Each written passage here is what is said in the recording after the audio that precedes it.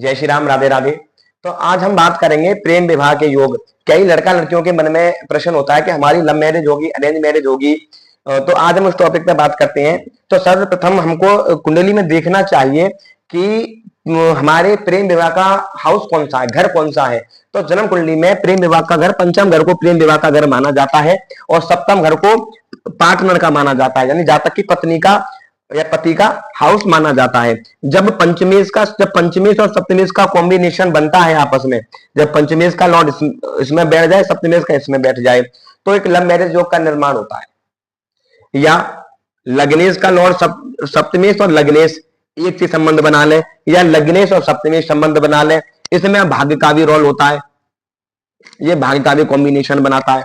तो जब इन चारों ग्रहों के प्लैनेट एक दूसरे के साथ में संबंध बना लें, दृष्टि संबंध बना लें, एक दूसरे घर में जाके बैठ जाएं, तो अधिकतर जातक की कुंडली में पूर्ण तरीके से 100% लव मैरिज का योग बनता ही बनता है। और ऐसे जातक की लव मैरिज 90% लव मैरिज ही होती है।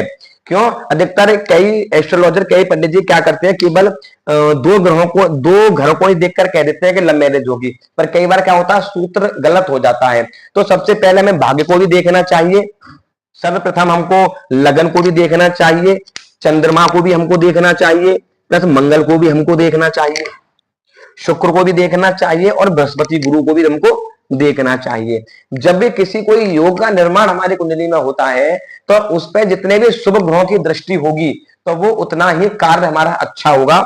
जब कहते हैं कि जब गुरुदेव बृहस्पति की दृष्टि किसी भी ग्रह पर पड़ जाती है तो उस ग्रह की पावर ऑटोमेटिक ही 1000 गुना बढ़ जाती है। तो जब सप्तमेश और पंचमेश कहीं पर एक साथ बैठे हों और वहां पर बृहस्पति की दृष्टि पड़ जाए तो पूर्ण तरीके से लव मैरिज का योग बनेगा।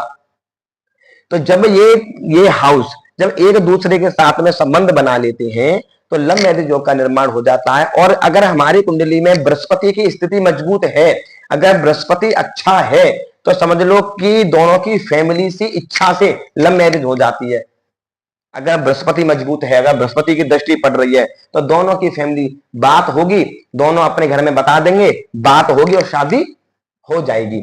अगर कहीं बृहस्पति खराब हो जाए या राहु की दृष्टि पड़ जाए इस योग पर तो क्या होगा, कई बार फैमिली नहीं मानती, कई बार भाग्य शादी करने का योग बन जाता है, लड़का लड़की भागकर शादी कर लेती है, फैमिली नहीं मान पाती। तो वो कारण क्या होता है, पापक ग्रह।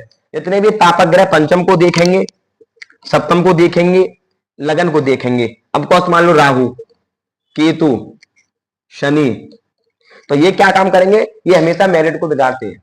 पंचम में केतु बैठ जाए, पंचम में राहु बैठ जाए तो ये क्या काम करते हैं, मैरिड को बिगाड़ने का काम कर देते हैं। ब्रेकअप करा देंगे, इमोशनली ब्रेकअप करा देंगे, तो लड़का हो लड़की हो एक दूसरे के पीछे पागल हो जाएंगे, रोते रहेंगे, शादी कर रही है तो क्या ना ब्रेकअप का भी चांसेस ग्रह बनवा देते हैं। अधिकतर में एक टॉपिक हमेशा सबसे मैं कहता हूं कि जितने भी शुभ ग्रह हमारे योग को बनाएंगे उतना ही योग हमारा बहुत अच्छा होगा। जितने भी अशुभ ग्रह योगों को दृष्टि डालेंगे, साथ में बैठेंगे पापक ग्रह, उतने ही योग को खत्म करने का काम करते हैं। तो इस कुंडली में तब भी हमको देखना चाहिए, तो सबसे पहले बृहस्पति को देखना चाहिए, पंचम को देखना चाहिए, सप्तम को देखना चाहिए, भाग्य को देखना चाहिए और लगन को भी देख लेना चाहिए। चंद्रमा की स्थिति देख लेनी चाहिए, शुक्र की भी स्थिति हमको देख लेनी चाहिए। इन गणनाओं को करने के बाद में तब हमें कहना चाहिए कि हाँ, कि इस जातक की लव मैरिज होगी, इस जातक का प्रेम विवाह होगा।